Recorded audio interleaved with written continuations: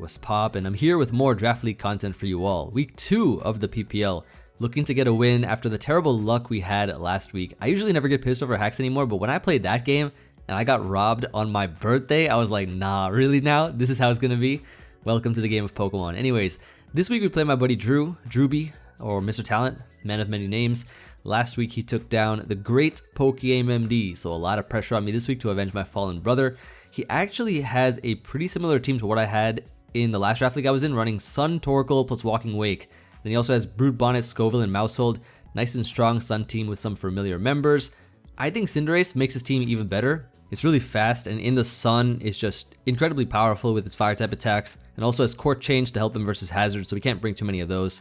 And yeah, he also has some good defensive options like Clodsire, Torkoal, as well as Klefki, I guess, could be pretty nice for his own hazards or just screens to make his team bulkier.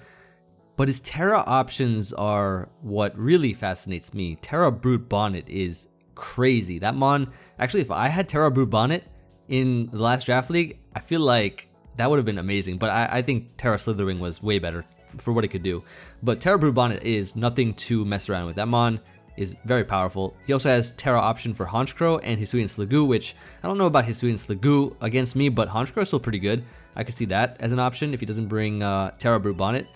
But yeah, so the way that I wanted to approach this matchup was to, of course, start off with Ursaluna. That mon is absolutely amazing versus a Sun team where, you know, Earthquake is doing a lot to pretty much everything, plus a coverage move. And so I saw on his team, right, he has Pyro Balls, Brood Bonnet can Bullet Seed or Seed Bomb, things like that, right? And then I'm like, oh, wait a second. What can Ursaluna do to negate those moves? It has the ability Bulletproof as well. Not only just Guts, it has Bulletproof. So we can actually utilize this ability to be immune to Pyro Ball, Bullet Seed, Seed Bomb, things like that, and potentially catch him off guard. With a sub bulk up set, this thing can be behind a sub. It's really bulky as well, so we can withstand attacks. And if Brood Bonnet or something tries to come in and break our sub with Bullet Seed or Seed Bomb, it's gonna fail, and we get more opportunities to set up this Pokemon and sweep, because the combination of Earthquake and Drain Punch keeps us healthy. Earthquake hits pretty much everything. It's gonna be tough for him to deal with this mon. And I really do like sub because we're not running Guts. We don't want to get statused, and we can sub behind like Clodsire or something, or even Klefki, which probably can't do much to this set here. Even if it's Magnet Rise, we have Drain Punch, which will hit it. So we hit pretty much everything on his team for at least neutral damage. I think it's going to be an amazing Pokemon versus his team.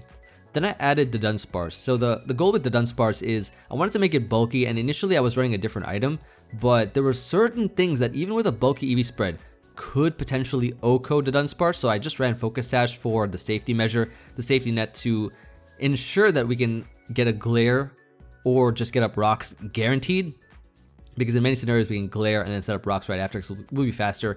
But yeah, I went with Terra Flying Air Slash so that we can potentially flinch things down, which is really good combined with glare, and try to get some fortune to make up for the misfortune last week. But Stealth Rocks, it's so nice versus his team, because versus Sun, of course, you know, it puts a lot of things in range of getting OHKO'd or 2-hit KO'd, and just the constant chip, it helps a lot. Like when I was testing, it really came into play in like pretty much every game.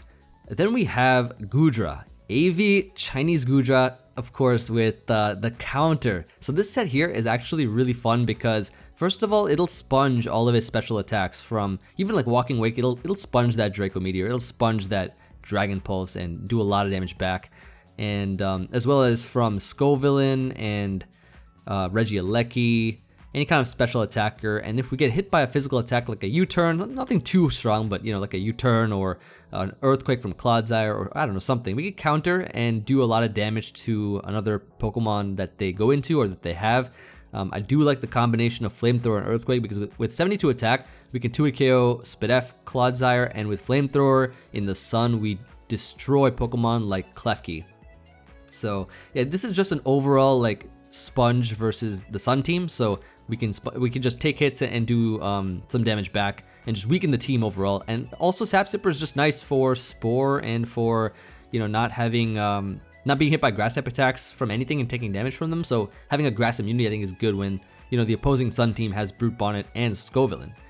Then we have Meowscarada. Choice Scarf Meowscarada, actually I think it's really good for the team in case of potential speed boosting Walking Wake or Choice Scarf Cinderace. This is faster than his team, and I do like how it can play rough Walking Wake for a lot of damage with the Protean, and then Power Gem, which is able to 2-KO Torkoal and Cinderace and things like that, and also helps versus the Terra Fire Brute Bonnet, which is a potential option that he could bring.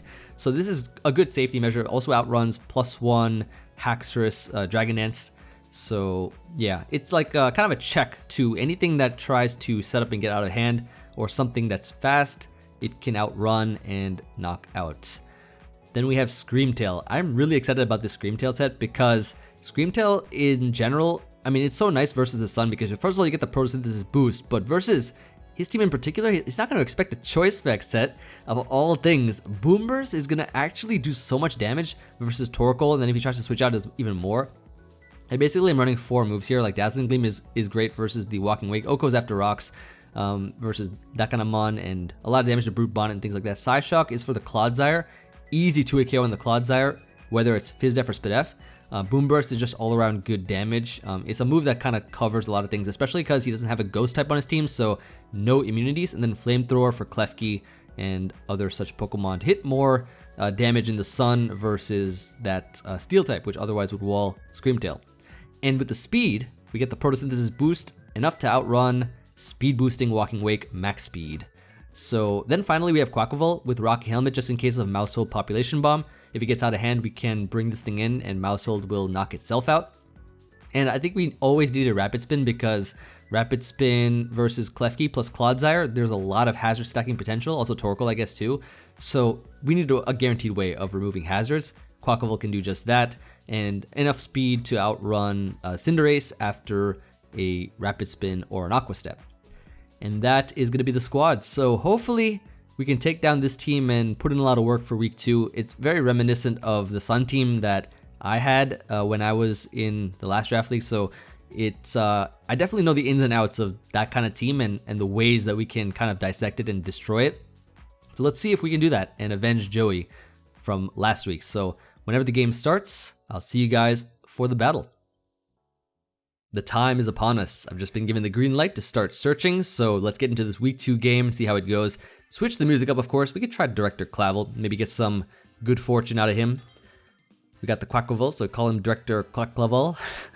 You already know. I had my starter Skeletor, so he had a Quaquaval, so makes sense. Okay, Drew's team. What is the first thing I noticed is that no Torkoal. Oh, no Torkoal at all. So is this not a, I guess not a Sun matchup unless Klefki has Sunny Day, but yeah, no automatic weather. Wow. And that's actually, so I haven't really tested against a weatherless team. I don't think I have. I've only tested versus like Torkoal Sun and like different variations and stuff, but this is interesting. The good thing is that Cinderace and the Walking Wake are going to be less powerful outside of Sun, so that's nice. We do see Haxorus and Klefki. Okay, so it could be screens plus setup. That's an option. Definitely, I've been leading with Dunsparce all the time, so I'm just going to continue with that. We also see Mousehold. Mousehold is, so I'm super glad I have Rocky Helmet on my Quaquaval because, yeah, I didn't really think Mousehold was going to make an appearance, but it definitely has potential, so I'm glad I have the Rocky Helmet for the potential of Population Bomb.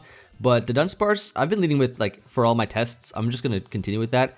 It's really good in terms of getting up rocks and just glaring everything, so, and the fact that he doesn't have Regieleki means we can literally glare everything. Just gotta be careful for a potential Lumberry. Alright. Drew decides to challenge me. May or may not be his first mistake. Could be mine. Let's see what happens. He leads with Klefki. Okay. So, versus Klefki, this could be trying to get up screens or spiking. I feel like we don't really lose anything by clicking Glare, and nothing he really wants to do can stop that from happening, so let's just paralyze this thing. The more things we get paralyzed, the easier it's going to be. So we can try it out. Right now we just got to gather some information. Harness our energy, gather information, and then unleash our power. So I assume maybe a spike, a T-wave, or a screen comes out here. Or a trick maybe, who knows. Klefki can do a lot of things. Spikes. Okay, cool. So it's going to be a hazard setter, which means Quaquaval is going to be very useful in terms of rapid spinning later on. So now I get this paralyzed. I'm not going to Terra with this thing yet, even though, you know, I could Terra flying, but I'm not going to do it just yet. I'm going to get up rocks first. I don't want to Terra just yet in case we can kind of do more of a surprise factor type Terra. Change our type on a certain move. But, I mean, if he's just going to keep setting up spikes, I could Terra at some point in time. We'll see, though. We will see. So there's another round of spikes.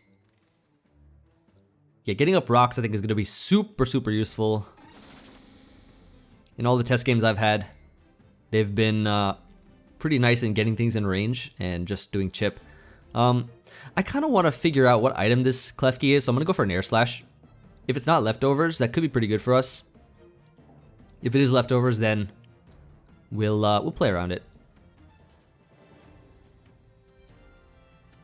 Now the question is Drew going to get up his third layer of spikes, or is he just going to be happy with 2? Let's find out.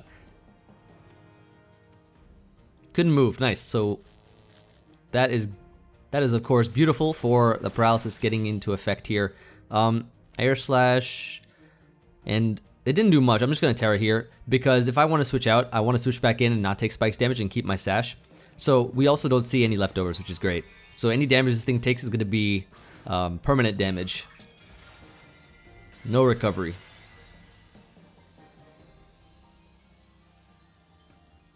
Yeah, so I think this is great because we get a little bit more damage from the air slash.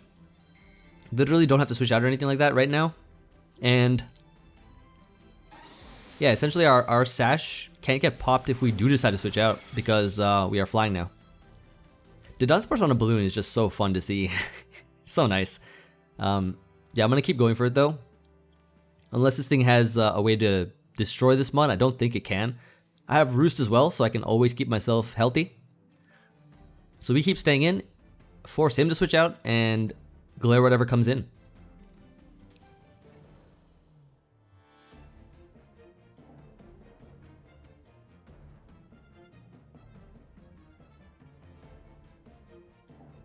Thinking about this turn. Alright, so he switches out here.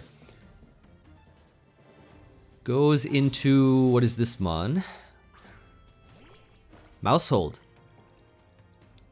So, according to my Emvee spread, which I've already calced, a mouse hold population bomb does not knock me out. So I feel like I can just glare this thing. Population bomb should not knock me out at all. It's not gonna do. It'll be a 2 KO, of course. I mean that move is strong, but I'm defensive. So he does population bomb here. Okay, that's fine. See how much it does. Ooh, crit on one of them.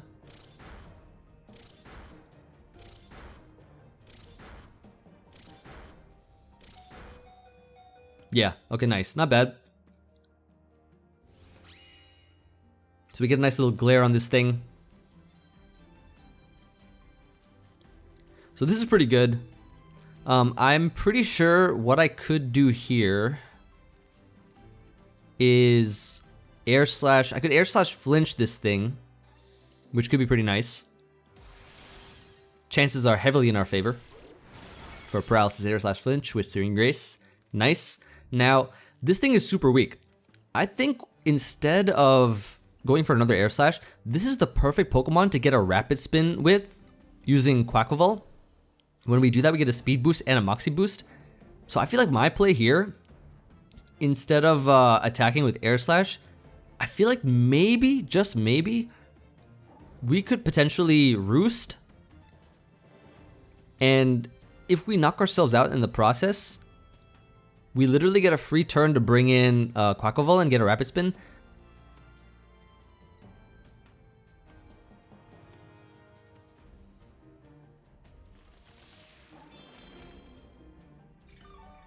Let's see though.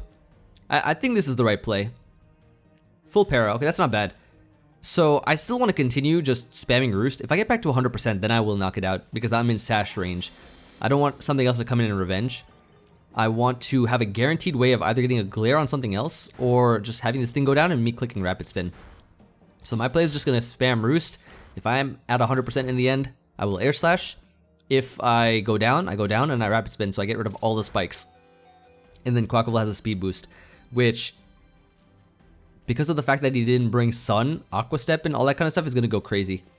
Let's roost up here. So let's see if he breaks through. Yeah, he does. Okay, so this should knock me out, I think.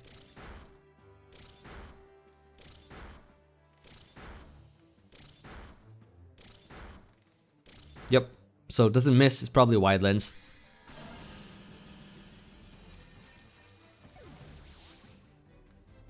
Okay.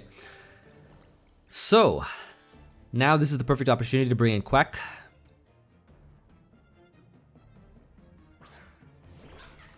We're gonna get a nice rapid spin off right now. After taking some damage, of course, but still. Let's go for the rapid spin here, get a speed boost as well. He switches out. What does he go into? Goes into this Mon. What is this? Clodsire. Okay. Pointed stones dug into it. We get the rapid spin. So we get rid of the hazards and we also get a speed boost. Now, what I think the play is here is just to get as much damage on this thing as possible. This Mon probably has water absorb the way that it came into Quaquaval, so we're gonna ice spinner for some chip and just try to weaken this thing as much as possible. If it's Spadef, this could be a 2-hit KO, but I'm not sure exactly. I guess with the rapid spin damage, ice spinner actually should do a decent amount. Hold up, it should do quite a bit. Maybe a 2-hit KO. If it is, that's going to be amazing. Hold up, that's actually going to be really, really crucial damage.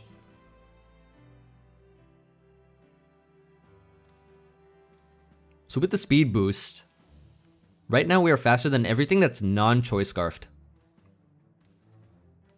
And we don't even have to worry about like Protosynthesis speed boost or anything like that. So this is really good.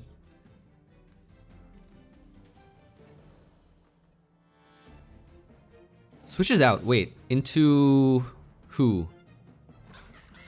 That's the mouse hold, right? Oh, so okay. +1 speed and +1 attack now.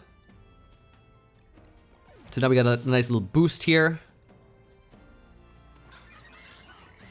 Attack rose, beautiful.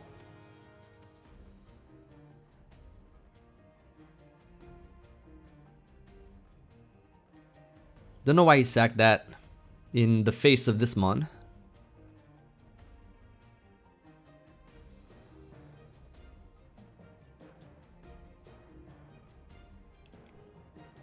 Look at this thing dancing around.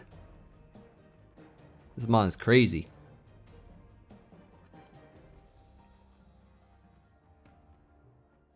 He goes back into Clodsire? Oh, takes more rocks damage? Okay. So I guess I could just ice spinner again. I don't lose anything by it. This has to be water absorb. Nice damage, nice damage. Goes for the earthquake, doesn't do much at all. So nice and clean 2-hit KO. So this is a more of a Fizz Def Clodsire, I'd say, or it definitely has defense.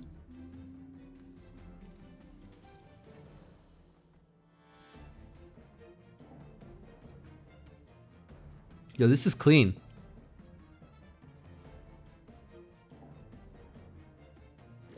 Ice spinner here. And another attack boost. Ooh. Okay. Just what you love to see.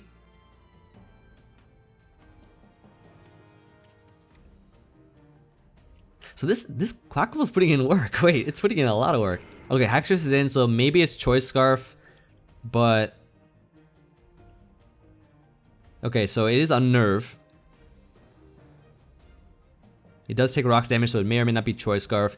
It could also be Yachi Berry or some other kind of thing. I think the best play is just to close combat. +1 speed. It's not Choice Scarf. Yo! Quaquaval Snowball. Wait, it's just gonna snowball from here, isn't it? Oh, shoot.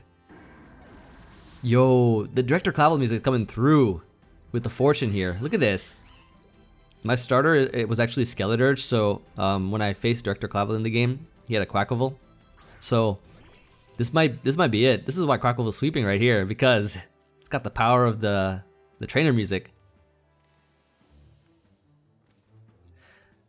Okay, so Aqua Step, if it's Fizz Def, Aqua Step probably does not knock it out. If it's Fizz Def. I think best play is just to go for close combat. It can't move because it's paralyzed. Nice, okay.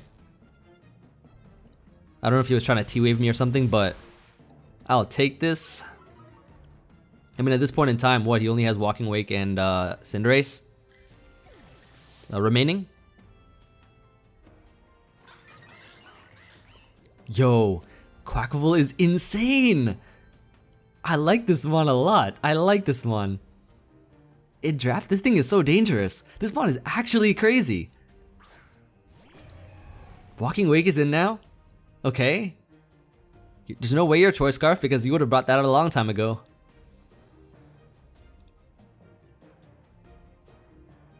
Close combat here. Dead? Ooh! Quaquaval sweep! In a draft league like this, Quaquaval sweep! That's fire. Yo. Look at this MOXIE going through.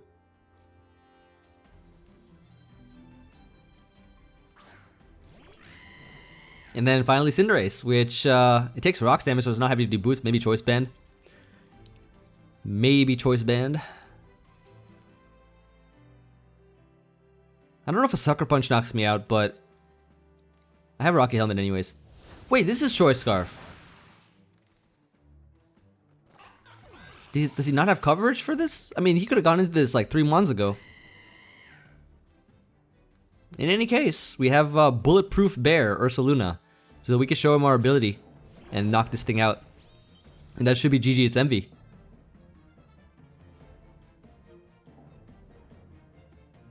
What a crazy, I guess, comeback from last week, and a crazy sweep this week, or just Quaquaval putting in work is amazing. Wow. Yup, that's it. So I just had Quaquaval for support, but it ended up just taking the spotlight and literally putting in all the work. That's insane. Rocky Helmet Quaquaval. Getting Moxie boost after Moxie boost after a +1 rapid spin speed.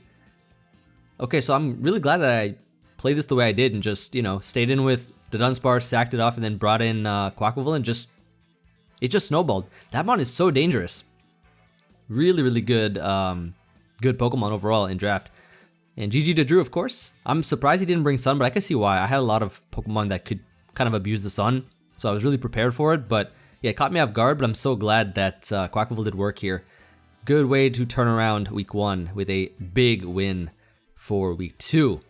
So definitely check out my boy. I'm very curious to see his thought process on this game as well. And yeah, with that being said, thank you everybody for watching. Hope you all enjoyed. I'll see you all on the next one. Peace.